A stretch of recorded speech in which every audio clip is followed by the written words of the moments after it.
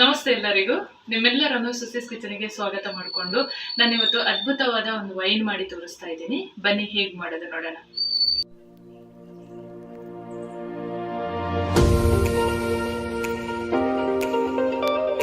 ಇವತ್ತು ನಾನು ಒಂದು ಸ್ಪೆಷಲ್ ಆದ ವೈನ್ ಮಾಡ್ತಾ ಇದ್ದೀನಿ. ಅದು ಏನು ಪದಾರ್ಥ ಯೂಸ್ ಮಾಡಿ ಮಾಡೋದು ಅಂತ ಹೇಳಿದರೆ ಗುಲಾಬಿ ಹೂವು. ತಮಗೆಲ್ಲರಿಗೂ ಇಷ್ಟ ಆದಂಥ ಗುಲಾಬಿ ಹೂವಲ್ಲಿ ನಾನು ವೈನ್ ಮಾಡಿ ತೋರಿಸ್ತಾ ಇದ್ದೀನಿ ಇವತ್ತು. ಬನ್ನಿ ಹೇಗೆ ಮಾಡೋದು ನೋಡೋಣ. ನಿಮ್ಮ ಮನೆಯಲ್ಲಿ ಬೆಳೆದಿರುವಂಥ ಕೈ ತೋಟದಲ್ಲಿ ಬೆಳೆದಿರುವಂತಹ ಗುಲಾಬಿ ಹೂವು ಆದರೆ ಬಹಳ ಚೆನ್ನಾಗಿರುತ್ತೆ, ತುಂಬ ಫ್ರೆಶ್ ಆಗಿರುತ್ತೆ. ನಾನಿದು ಮಾರ್ಕೆಟಿಂದ ತೊಗೊಂಬಂದಿರೋದು. ನಾನು ಕೆಂಪು ಕಲರ್ ಗುಲಾಬಿ ಹೂವನ್ನೇ ಆರಿಸ್ಕೊಂಡಿದ್ದೀನಿ, ಅದರಲ್ಲಿ ತುಂಬ ಚೆನ್ನಾಗಾಗುತ್ತೆ.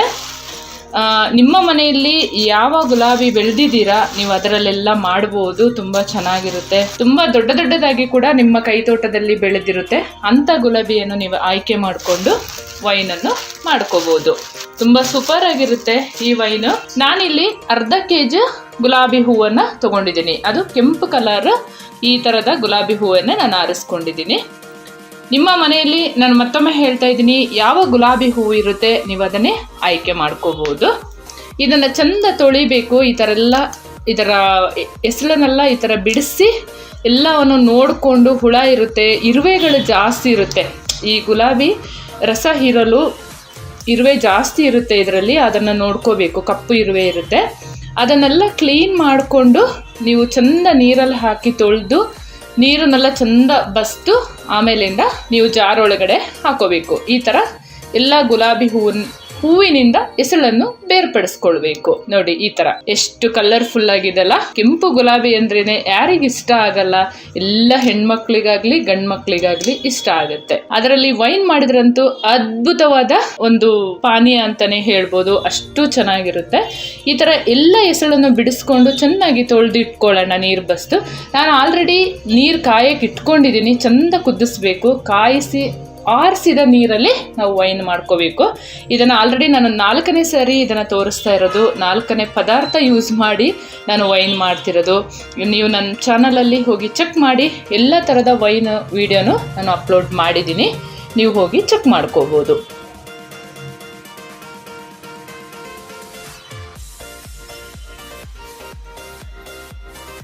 ಗುಲಾಬಿ ಹೂವನ್ನು ಈ ಥರ ಬಿಡಿಸಿ ಇಟ್ಕೊಂಡಿದ್ದೀನಿ ಎಸಳನ್ನೆಲ್ಲ. ಈಗ ಇದನ್ನು ನೀಟಾಗಿ ತೊಳ್ಕೊಳ್ಳೋಣ. ಈ ಥರ ಒಂದು ಬುಟ್ಟಿ ಅಥವಾ ತೂತ ಇರುವ ಪಾತ್ರೆ ತೊಗೊಂಡ್ರೆ ಒಳ್ಳೆಯದು. ತೊಳೆದ್ರೆ ಅದೆಲ್ಲ ನೀರು ಚೆನ್ನಾಗಿ ಬಸಿಯುತ್ತೆ. ಹಾಗಾಗಿ ಈ ಥರ ಬುಟ್ಟಿ ತೊಗೊಳ್ಳಿ, ಇದು ಒಳ್ಳೆಯದಾಗುತ್ತೆ. ನೋಡಿ, ಒಂದು ಚೂರು ಕಸ ಇಲ್ಲದಾಗೆ ಬಿಡಿಸ್ಕೊಂಡಿರ್ಬೇಕು. ಈ ಥರ ಚೆಂದ ಈ ಥರ ಗುಲಾಬಿ ಹೆಸರುಗಳನ್ನು ತೊಳೆದು ನೀರು ಬತ್ತಿಸಿ ಇಟ್ಕೊಂಡಿದ್ದೀನಿ. ಇದನ್ನೀಗ ಜಾರೊಳಗಡೆ ಹಾಕೊಳ್ಳೋಣ. ಜಾರನ್ನ ಕ್ಲೀನ್ ಮಾಡಿ ಇಟ್ಕೊಂಡಿದ್ದೀನಿ. ಎಲ್ಲ ಎಸಳನ್ನು ಜಾರೊಳಗೆ ಹಾಕ್ಕೊಳ್ತೀನಿ. ವೈನ್ ಮಾಡೋದಕ್ಕೆ ಪಿಂಗಾಣಿ ಭರಣಿ ಅಥವಾ ಈ ಥರ ಗ್ಲಾಸ್ ಜಾರನ್ನು ಪ್ರಿಫರ್ ಮಾಡ್ತಾ ಇದ್ದೀನಿ. ಯಾಕೆಂತ ಹೇಳಿದರೆ ಅದರಲ್ಲಿ ಮಾಡಿಕೊಂಡ್ರೆ ವೈನ್ ಹಾಳಾಗಲ್ಲ. ಇನ್ನೊಂದು ಟಿಪ್ಪನ್ನು ಹೇಳ್ತೀನಿ, ಪಿಂಗಾಣಿ ಬೌಲ್ ತಗೊಳ್ಳುವಾಗ ಉಪ್ಪಿನಕಾಯಿ ಹಾಕಬಾರ್ದು, ಅದರಲ್ಲಿ ವೈನ್ ಹಾಳಾಗುತ್ತೆ. ಉಪ್ಪಿನಕಾಯಿ ಮಾಡಿದ ಭರಣಿಯನ್ನು ತಗೊಂಡ್ರೆ ಅಷ್ಟು ಚೆನ್ನಾಗಾಗಲ್ಲ ವೈನ್ ಮಾಡಿದ್ರಲ್ಲಿ ಉಪ್ಪಿನಕಾಯಿ ಹಾಕೋಕ್ಕಾಗಲ್ಲ. ಹಾಗಾಗಿ ಉಪ್ಪಿನಕಾಯಿ ಮಾಡಿದ್ರಲ್ಲಿ ವೈನ್ ಮಾಡೋಕ್ಕಾಗಲ್ಲ. ಇದನ್ನೊಂದು ಗಮನದಲ್ಲಿಟ್ಕೊಳ್ಳಿ. 2 ಚಮಚ ರಾಗಿ ಹಾಕೊಳ್ತಾ ಇದ್ದೀನಿ, ಇಡೀ ರಾಗಿ ಫಾರ್ಮೆಂಟೇಷನ್ ಮಾಡೋಕ್ಕೋಸ್ಕರ. 2 ಚಮಚ ಅಕ್ಕಿಯನ್ನು ಹಾಕೊಳ್ತಾ ಇದ್ದೀನಿ. ರಾಗಿ ಬೇಕಾದರೆ ಮೊಳಕೆ ಬರಿಸಿ ಕೂಡ ಹಾಕೋಬಹುದು ನೀವು. ನಾನಿಲ್ಲಿ 1 kg ಸಕ್ಕರೆಯನ್ನು ಬಳಸ್ತಾ ಇದ್ದೀನಿ. ಬೇಕಾದರೆ ನೋಡಿ ಹಾಕೋಬಹುದು. ಗುಲಾಬಿಲಿ ಕೂಡ ಸ್ವಲ್ಪ ಸಿಹಿನಂಶ ಜಾಸ್ತಿ ಇರುತ್ತೆ. ಹಾಗಾಗಿ ನೋಡಿ, 1-2-3 ದಿವಸ ಆದ ಮೇಲೆ ಕೂಡ ನೀವು ಸಕ್ಕರೆಯನ್ನು ಹಾಕೋಬಹುದು. ನೀರು ಹಾಕೊಳ್ತಾ ಇದ್ದೀನಿ. ಕುದಿಸಿ ಆರಿಸಿ ಇಟ್ಕೊಂಡ ನೀರನ್ನೇ ಬಳಸಬೇಕು ನೀವು. ನಾನಿಲ್ಲಿ 3 ಲೀಟರಷ್ಟು ನೀರನ್ನು ಈ ಗುಲಾಬಿ ವೈನಿಗೆ ಬಳಸ್ತಾ ಇದ್ದೀನಿ.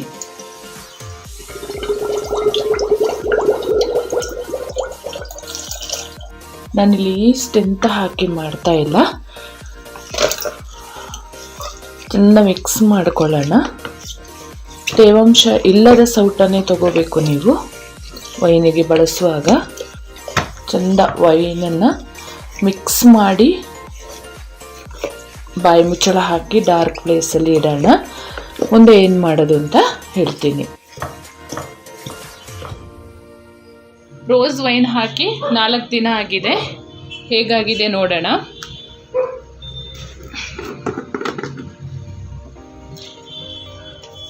ಈ ಥರ ಅದರ ಎಸಳೆಲ್ಲ ಮೇಲೆ ಬಂದಿರುತ್ತೆ. ಚೆನ್ನಾಗಿ ಒಂದ್ಸಲ ಮಿಕ್ಸ್ ಮಾಡ್ಕೊಳ್ಳೋಣ. ಸಕ್ಕರೆ, ನೀರು, ಗುಲಾಬಿ ಎಸಳುಗಳು ಎಲ್ಲ ಸೇರಿ ಮಿಕ್ಸ್ ಮಾಡ್ಕೊಳ್ಳೋಣ. ಜಾಸ್ತಿ ದಿನ ಇಡೋದೇನು ಬೇಕಾಗಿಲ್ಲ.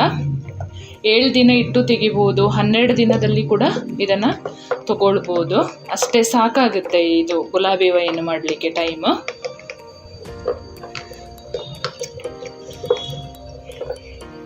ಚಂದ ತಿರುಗಿಸ್ಕೊಳ್ಬೇಕು ಮಾತ್ರ.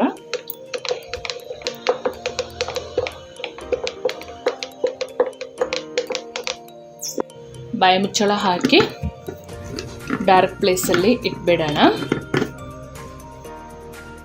ಫೈನಲ್ ಆಗಿ ಗುಲಾಬಿ ವೈನ್ ರೆಡಿ ಆಗಿದೆ. ಇದು ಹೆಲ್ತಿಗಷ್ಟೇ ಒಳ್ಳೆದಲ್ಲ, ಮುಖದ ಹೊಳಪಿಗಾಗಿ ಕೂಡ ಎಲ್ಲರೂ ಯೂಸ್ ಮಾಡ್ಬೋದು. ಇದನ್ನು ಸ್ಕ್ರಬ್ಬರ್ ಥರ ಇದನ್ನು ಮುಖಕ್ಕೆ ನಾವು ಅಪ್ಲೈ ಮಾಡಿಕೊಂಡ್ರೆ ತುಂಬ ಹೊಳಪು ಬರುತ್ತೆ. ಇದು ತುಂಬ ಮೊಡವೆಗಳೆಲ್ಲ ಹೋಗುತ್ತೆ, ತುಂಬ ಕಲರ್ ಆಗಿ ಕಾಣಿಸುತ್ತೆ. ಇದು ನೀವು ರೋಸ್ ವಾಟರ್ ಹಾಕೋ ಬದಲು ವೈನನ್ನು ನೀವು ಸ್ವಲ್ಪ ಸ್ವಲ್ಪ ದಿನ ಹಾಕಿದ್ರೂ ಚೆನ್ನಾಗಿರುತ್ತೆ. ಮುಖದಲ್ಲಿ ಹಾಕಿ ಒಂದು 10 ನಿಮಿಷ ಇದನ್ನು ಬಿಟ್ಟು ಆಮೇಲೆ ನೀವು ಮುಖ ವಾಶ್ ಮಾಡಿಕೊಂಡ್ರು ನಿಮಗೆ ಒಂದು ರಿಸಲ್ಟ್ ಸಿಗುತ್ತೆ. ಇದು ಆರೋಗ್ಯ ದೃಷ್ಟಿಯಿಂದ ಅಷ್ಟೇ ಅಲ್ಲ, ಇದು ತುಂಬ ನಮಗೆ ಆರೋಗ್ಯಕ್ಕಾಗಲಿ ಅಥವಾ ಚರ್ಮದ ದೃಷ್ಟಿಯಿಂದ ಕೂಡ ಇದು ತುಂಬ ನಮಗೆ ಹೆಲ್ಪ್ ಮಾಡುತ್ತೆ ಈ ರೋಸ್ ವೈನ್.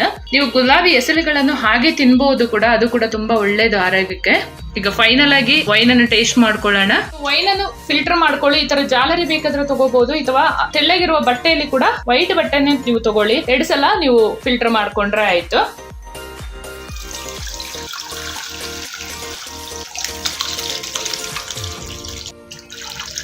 ಈ ಥರ ಮಾಡ್ಕೊಂಡ್ರೆ ಆಯಿತು.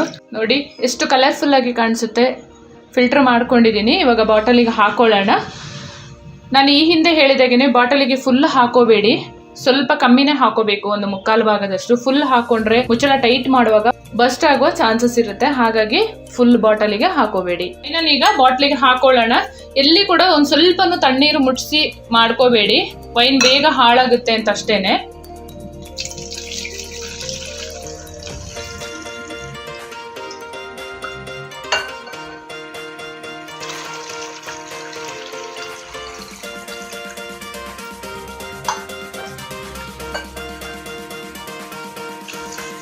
ಮುಕ್ಕಾಲು ಭಾಗದಷ್ಟು ಹಾಕೊಂಡು ಮುಚ್ಚಳ ಹಾಕೊಂಡ್ರೆ ಆಯ್ತು. ನೀವು ಮುಖಕ್ಕೆ ಹಾಕುವ ಯಾವ ಫೇಸ್ ಪ್ಯಾಕ್ ಜೊತೆಲಿ ಕೂಡ ಇದನ್ನು ಹಾಕೋಬಹುದು, ತುಂಬಾ ಚೆನ್ನಾಗಿರುತ್ತೆ.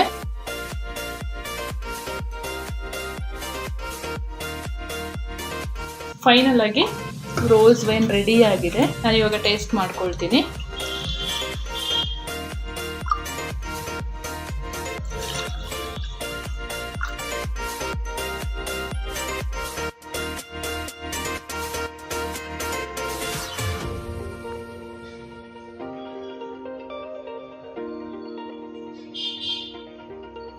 ಫೈನಲ್ ಆಗಿ ಗುಲಾಬಿ ವೈನ್ ರೆಡಿ ಆಗಿದೆ. ರೆಡ್ ಗುಲಾಬಿ ವೈನ್ ಮಾಡಿದ್ದೆ ನಾನು. ತುಂಬ ಚೆನ್ನಾಗಿರುತ್ತೆ. ನೀವು ನಿಮ್ಮ ಮನೇಲಿ ಒಂದ್ಸರಿ ಟ್ರೈ ಮಾಡಿ, ಹೇಗೆ ಬಂತು ಕಮೆಂಟ್ ಸೆಕ್ಷನಲ್ಲಿ ತಿಳಿಸಿ. ಹಾಗೆಯೇ ಈ ರೆಸಿಪಿ ಇಷ್ಟ ಆದಲ್ಲಿ ಒಂದು ಲೈಕ್ ಮಾಡಿ, ನಿಮ್ಮ ಫ್ರೆಂಡ್ಸ್ ಆ್ಯಂಡ್ ಫ್ಯಾಮಿಲಿ ಜೊತೆ ಶೇರ್ ಮಾಡ್ಕೊಳ್ಳಿ. ಹಾಗೆಯೇ ನನ್ನ ಚಾನಲ್ನ ಯಾರೆಲ್ಲ ಸಬ್ಸ್ಕ್ರೈಬ್ ಮಾಡಿಲ್ಲ ಪ್ಲೀಸ್ ಸಬ್ಸ್ಕ್ರೈಬ್ ಮಾಡ್ಕೊಳ್ಳಿ. ಪಕ್ಕದಲ್ಲಿರುವ ಬೆಲ್ ಬಟನ್ ಅನ್ನು ಕ್ಲಿಕ್ ಮಾಡ್ಕೊಳ್ಳಿ. ಮುಂದೆ ಅದ್ಭುತವಾದ ರೆಸಿಪಿಯೊಂದಿಗೆ ಸಿಗ್ತೇನೆ. Thank you.